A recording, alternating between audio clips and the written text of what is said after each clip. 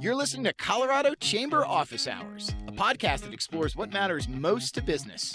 I'm your host, Ed Sealover, Vice President of Strategic Initiatives for the Colorado Chamber of Commerce and editor of the Sum and Substance. Let's get talking. Good day to everyone, as we have made it through the 2026 regular legislative session, which concluded on Wednesday evening. And what a session it was. Business fended off potential new regulations on everything from workplace safety to medical debt collection to the use of rat poison. We debated whether it should be easier to unionize, whether second homeowners should pay vacancy taxes, and whether Colorado should nix some $550 million in corporate tax breaks.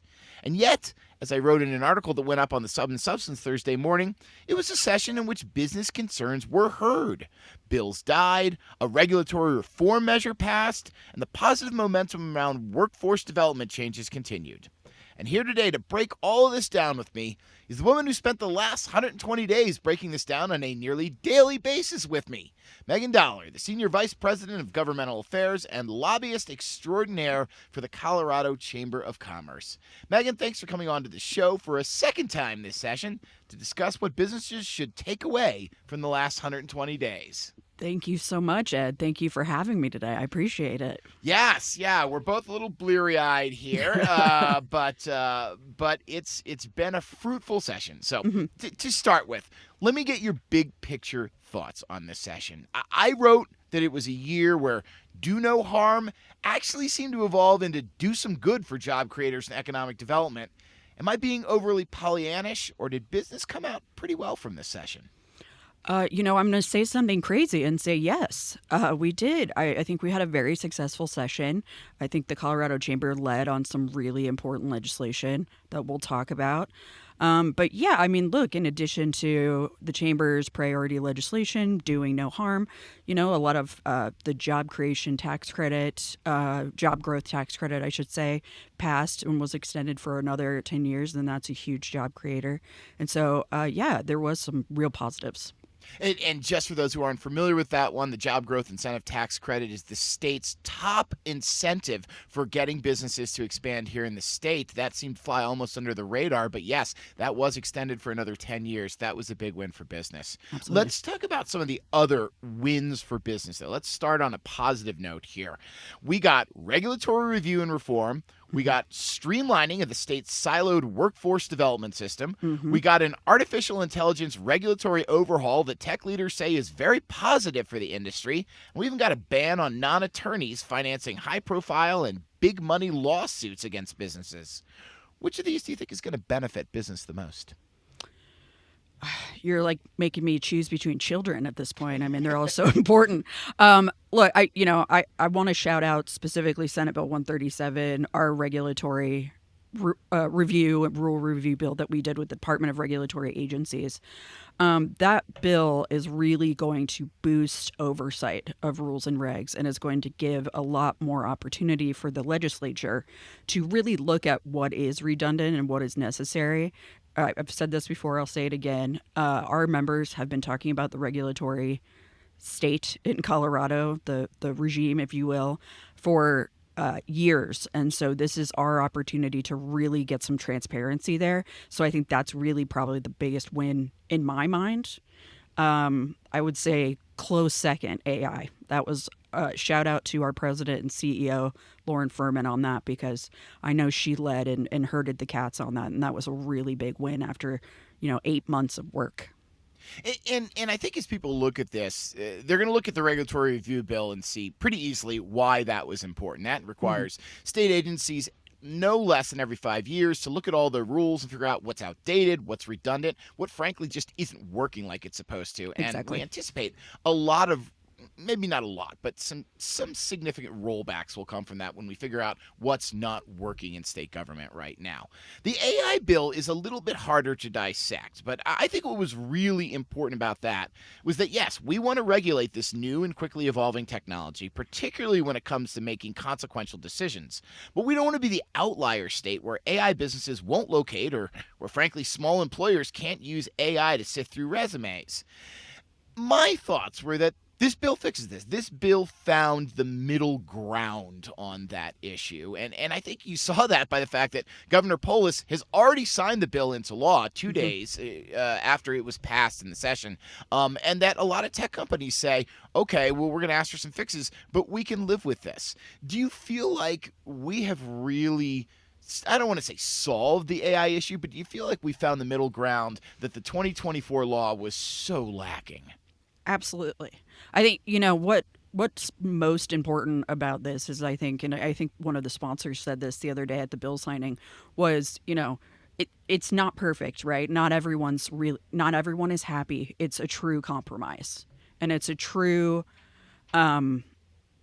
testament to what happens when people get into a room for a long amount of time, virtual or real, and talk things through and work things through. Because, this was a huge victory for Colorado. And I think some of these bills that we're talking about today are victories that we're going to see, maybe not right away, Right. AI possibly, but definitely in the future. And I'm going to just jump in here and ramble on for a second. Please. Because You're for welcome. me, the workforce development issue is the one that I deal with every day as part of my job as VP for Strategic Initiatives for the Chamber. So when House Bill 1317 passed, I felt it was one of those subtle but huge bills whose impacts will really be felt 5 to 10 years in the future. And you all may remember we had a conversation with House Speaker Julie McCluskey about this, but what the bill essentially does is it takes the state's workforce development and higher education programs, which are now split between about 7 different departments and 20 different agencies, and puts them all under one new department that's going to be formed by a task force over the next year and a half. This new department is key because businesses can figure out how to get in and get involved with everything from apprenticeship to workforce training and really get involved with the system through a single front door that can guide them to where they need to go, whereas a lot of them don't have any idea right now how to put in place some of these programs. And students also can figure out, hey, where do I go? Maybe I want to go to college, maybe I don't, but here's all the options laid out in front of me instead of me having to play checkers with trying to figure out where they are in the state system. So I'm a particular fan of that bill, and I won't As you should be. I won't go with the what do you think question, because I want to throw to you one more thing that I think was positive and that also flew under the radar a bit, and that's House Bill 1421, which was a legal reform bill that we had actually gotten together with the Colorado Trial Lawyers Association. You may remember Kyle Backus came on and talked to this bill a couple weeks ago. Why is that bill so important when we're looking at it? For us in the business community, and this is the second time we've gotten together with our friends over at CTLA to run legislation 2 years in a row. I think for us, it's about the integrity of the legal system, right? It's important that non-lawyers are not making decisions that govern lawyers. And so what this bill does is say, hey, if you are, it really gets at private equity buying up law firms. And, not saying that we're necessarily anti-private equity, but in the legal sense or in this sort of context, it is important to make sure that the people in charge of legal decisions are, barred and are actual lawyers. And so that's why, we sort of strange bedfellows, but, us, the Colorado Chamber and our Legal Reform Alliance that we started a few years ago got together with CTLA to see if we can kind of get ahead of this issue. So there you go, folks. There's a couple really good things you want to know about that are coming down the pipe here that came out of this session. Now, as much as I'd love to say, Megan, that you spent your time pumping up pro-business bills all session, we both know that's not the case. The majority of your time, unfortunately, was spent beating back proposed fees and regulations that could have been very negatively impactful to the business community. There's a whole lot we can choose from here, but I'll kind of just throw this one open. Start me off with a bill you are extremely glad will not be seeing the light of day. I'm going to give you two. Fair enough. There were a lot of bills that were going to negatively impact businesses in Colorado. There were two, though, House Bills 1221 and 1222. While they were brought for positive, they're attempting to expand the family affordability tax credit. Those two bills alone would have cost Colorado's companies and essentially raised taxes in Colorado's companies hundreds of millions of dollars. $550 million between Yeah. those two and HB 1223, according to the fiscal notes. Yes. It's, last year about $1 billion was collected in corporate tax by the state of Colorado. So that's effectively a 50% increase in taxes. Big deal. Huge deal. And so, when those bills were ultimately postponed indefinitely, I think the business community felt a huge amount of relief because we were all very concerned about how that was going to impact us versus other states, right? I mean, the whole point of the bills was saying, we had HR 1, which expanded some of these tax breaks. And so, then basically the proponents were arguing, so in Colorado, we don't need these, right? We can use this money for something else. Understand that. However, we're not competing with the federal government for businesses. We're competing with other states. And that would have been a huge hit. Yeah, I mean, two of those that were contained in HB 1222 that we were looking to decouple were a 1-year write-down for manufacturing equipment and manufacturing facilities. Mm-hmm. And Colorado is looking to bring manufacturing back to this state. As one witness said, this sends the message, hey, manufacturers, don't look here. Absolutely. I thought there were two things to really take from this. One was going back to the conversation we had with Phil Horowitz about this, is that maybe in the future we shouldn't talk about tax expenditures and tax breaks in the same sentence. That when we're talking about our tax policy and where we want to spend our money, like, say, the family affordability credit, which is a fantastic idea, we shouldn't tie it so directly to these tax breaks that we have to roll back, because that just diluted the whole conversation about, are these tax breaks good? Because no, in many senses, they weren't as good as helping kids. But in the end, that was a huge, huge burden on business they were going to be facing. The second thing I thought was interesting, and I want to ask you about, is that those bills died when Governor Polis came in to the sponsors and said, look, I'm going to veto these unless you put a portion of that money toward the state income tax coming down, because Polis has always considered the income tax a tax on productivity. I thought it was really interesting to see the way Polis asserted himself there and on other issues this year. And I know some of our listeners will say, Polis has never done anything good for Colorado. But in many ways, Polis did do some things for the business community this year that were subtle and really powerful in the way he went after bills. Yeah, the way you described it is absolutely the way I saw it as well. I think the administration, while we didn't agree with them on a lot of other things that we'll talk about, when it comes to tax policy and labor and employment policy, I do think the Polis administration has been very thoughtful about putting burdens on businesses.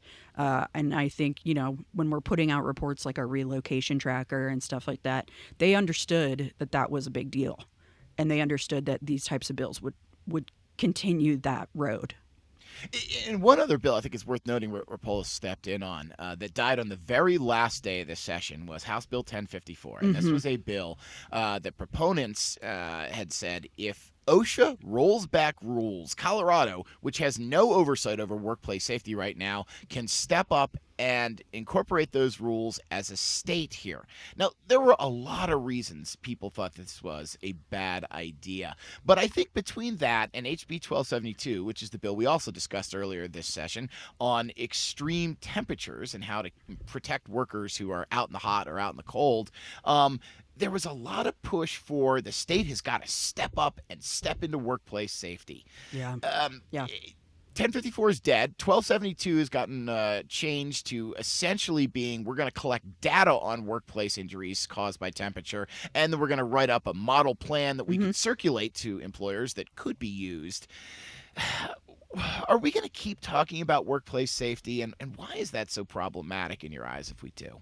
I mean, I think we're going to talk about workplace safety forever and always, particularly as we have the federal government that we have right now and the administration that we have right now, because there is a lot of fear around it. That being said, and I want to talk about 1054 specifically, what was so interesting about that bill and potentially really problematic was that we were essentially legislating something that might happen, right? So if if the federal government makes decisions on OSHA, then the state government can step in. So it was really interesting that that bill even made it out of appropriations, because if that had happened, it would have cost the state over $1 million to even implement. And so it was interesting that the legislature was comfortable with that in any way, shape, or form. Honestly, obviously the Senate wasn't in the end, and they did defeat the bill. But legislating on things that might happen, that was new for me. This is like my 15th session, and that was new. That was interesting. I think with extreme temps, yeah, I think we're going to continue to have those conversations. Certainly, I'm interested in what might be found in whatever data collection that is done. I think at the Colorado Chamber, depending on what the model trip looks like, we're happy to provide that to our members if they feel like that is going to be helpful.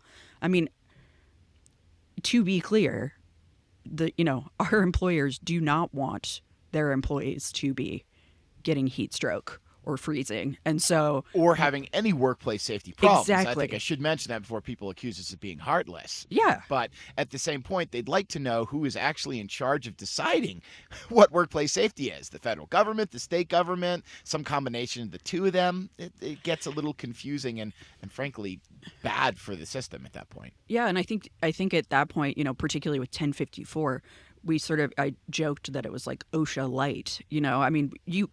Per the federal government, you can either have your own state plan or you can follow OSHA, and there's nothing in between. So that bill was already preempted as well. So I was glad to see that ultimately the Senate made the right call there. I do think that will be a conversation that we continue having.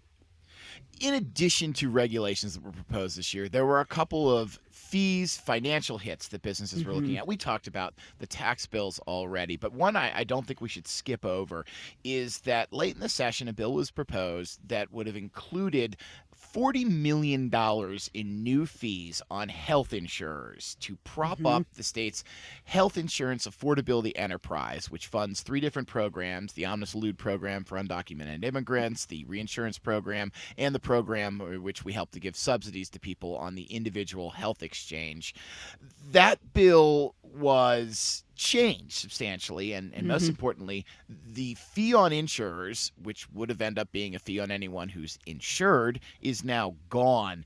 Talk about why that was such a big discussion. And Absolutely. Yeah. I mean, and I can talk about it in sort of the context of a few other bills as well, but that Please. one in particular, you could really demonstrate the cost that it was going to have on Colorado's families, right? So people, you'd say, oh, it's like just $40 million. That's hundreds of dollars on a family of 4 in a year. That's a big deal. And just coming from somebody who is paying premiums and has health insurance and has her kid on health insurance, that's a big deal to me. And so, I think we saw this theme this session, and we saw it last session too, of we've got a budget problem. We've got a huge budget problem. And we want to keep these programs, which is a policy choice, understood. So we're going to make businesses pay an extra fee or an additional fee. And that's just really problematic because that is ultimately increasing our cost of living here in Colorado. I mean, no question about it. And it was an interesting discussion because the author of the bill said, look, this is the only place we could find it. However, when pushed back on, they did find the money in the reserves that the Medical Marijuana Trust Fund is required to set aside, and they're going to use that to bond. And we won't go into the details, but the point is, if you push back enough, you often see other solutions come up. I want to talk about a couple of bills that did make it through that businesses are worried about, some of which we may be on the chopping block with Governor Polis, some of which may not be. First of all, we're expecting the change to the Labor Peace Act, which would make it easier for private workplaces to unionize, to get vetoed again, aren't we? We are expecting that again. Yes, I believe there was not really any discussion during the session about a compromise or working through it. I think, the proponents brought the bill. They wanted to have the conversation in the public eye again, and I can appreciate that. Ultimately, though, Jared Polis is not supportive of the policy, the way it's written. Now, another bill that we spent some time covering this year that may or may not be on the veto list is a bill that would ban employers and retailers from using online surveillance data. That's kind of what websites you search, where you are, things like that, to set individual prices and to set individual wages. Why is that bill so problematic for employers, and do we think that's got a chance to be vetoed as well? So essentially, the issues we're trying to legislate something that isn't an issue yet, according to the business community. Right? We're trying to use that information in order to get people and save people money, allow people to be in loyalty programs, and really, provide an opportunity for somebody if they, people put something in their cart, and then the company comes back and says, "Hey, we're going to save 30% now." That's great. And so, from my perspective, I think that that's more of a positive. Meghan Dollar's perspective, I should say, the business community. But understanding that the proponents of that bill are very concerned about what that information is used for, I think we have a real. I'm hopeful that this will not become law. One other that I think bothers a big portion of the business community that passed that I'm guessing is not going to be vetoed, and that is House Bill 1430. And that was the bill that we talked about just last week on this show, in which basically the state is looking to cut $700 million in transportation funding to stave off what they feel will be detrimental required transfer of that $700 million to roads under a ballot initiative. Is there any chance that gets vetoed? And why are you hearing from our members that is so problematic? I don't think that there's a chance that gets vetoed. I do know that there were some amendments made in the Senate that allowed for conversations before the ballot initiative goes, and so it was certainly improved. From the chamber's perspective, roads and bridges are a big deal, right? When you're talking about commerce, and so I think I can appreciate where the proponents of the ballot initiative are coming from as well. To be clear, the chamber does not have a position on 175. That would be determined by our board. But certainly, that lack of funding is really concerning. Again, we're kind of legislating something that might happen, right? Which is really interesting. Attempting to change a ballot initiative before voters even vote on it is certainly a policy choice, to put it frankly. And as a voter, I do feel I feel a lot of different ways about that. But I'm hopeful that perhaps the proponents and the state can come together and perhaps figure out opportunities where we can find additional road and bridge funding. And folks, I'll stop there with the specific issues. And we haven't even touched the surface on some of these. Several bills that were defeated that would have put financial burdens on hospitals. A bill that passed and has been signed that requires agricultural workers to work more hours before hitting overtime, which is farmers and a number of workers said is really key to the industry. Even things like the continuation of a tax credit for people who donate to child care centers. There was a lot of substantial things coming out of this session. Now, Meghan, when I thought lastly here, what do businesses need to know about this session? A couple things occurred to me. One, understand your AI system and be prepared to give human review if you find people who are not happy that their loan application got turned down or they didn't get a job interview because of AI. Also, watch what is important for regulations for you. And over the next 5 years, as departments are looking at these rules again, maybe step up and say, here is a very specific rule that does not work for me. Legislators are going to want to hear that. Any other last thoughts on your part on what businesses should be doing, should know about this session? Well, I would say I fully back up what you say on the regulatory piece. I mean, and certainly for our listeners, if you ever have any feedback like that, I'd be very interested in it too, from a governmental affairs perspective, because the Colorado Chamber is not done. We are going to continue to be proactive. and we're going to continue to make it easier to or run legislation to hopefully make it easier to run a business here in Colorado. We have to improve our business climate.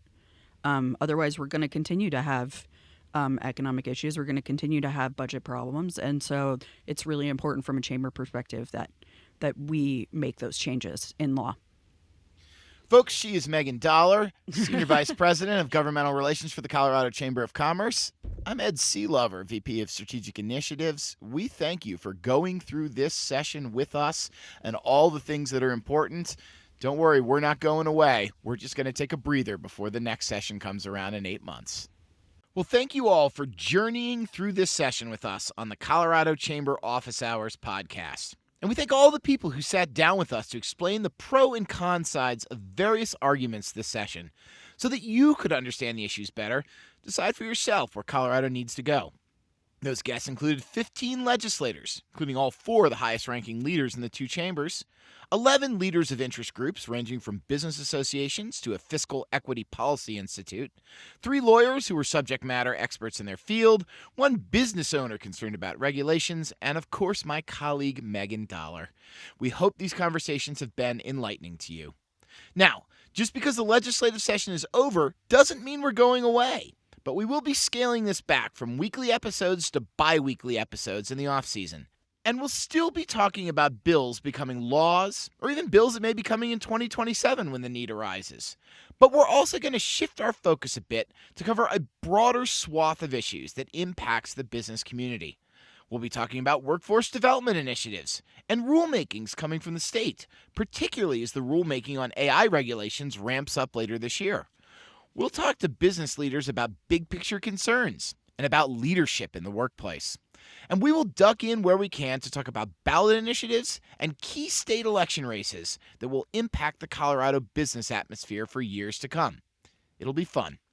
So stay tuned and stay involved because we also want to know what you want to hear us discuss. And you can always reach out to me with ideas at esealover@cochamber.com.